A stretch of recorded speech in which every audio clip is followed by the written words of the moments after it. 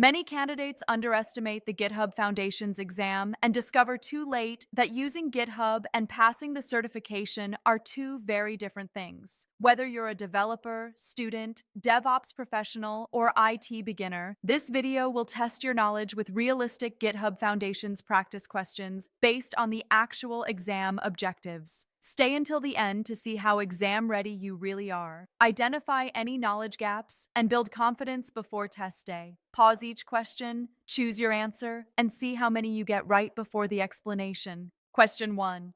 Which of the following are counted in the contribution graph on a user's profile? Each answer presents a complete solution. Choose 2. A. Commits made. B. Public repositories. C. Followers. D. Pull requests created.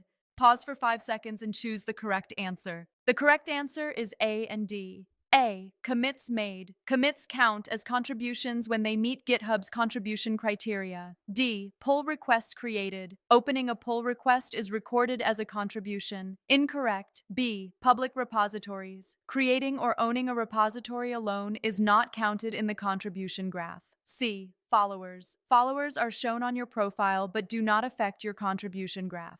Question 2. Which GitHub feature helps automate workflows such as testing and deployment? A. GitHub Wiki.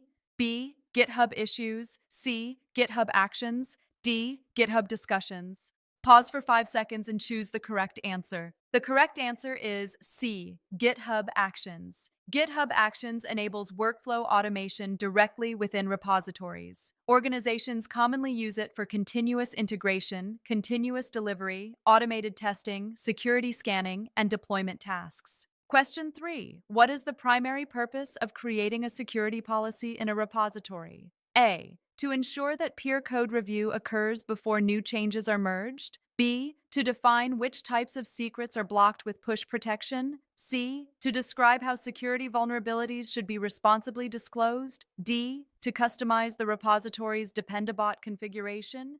Pause for 5 seconds and choose the correct answer. The correct answer is C. The primary purpose of creating a security policy in a GitHub repository is to guide users and contributors on how to report security vulnerabilities in a responsible and secure manner. This policy outlines the preferred method of communication, timelines, and any other pertinent information related to handling security issues. If you're finding these questions useful, check out certprep.io for additional GitHub Foundations practice questions designed to help reinforce key certification concepts and improve exam readiness. Question 4. Which GitHub security feature automatically scans repositories for exposed credentials? A. Projects. B. Secret scanning. C. Milestones. D. Wikis. Pause for 5 seconds and choose the correct answer. The correct answer is B. Secret scanning. Secret scanning helps identify exposed API keys, tokens, passwords, and other sensitive credentials that may have been accidentally committed to repositories. Question 5.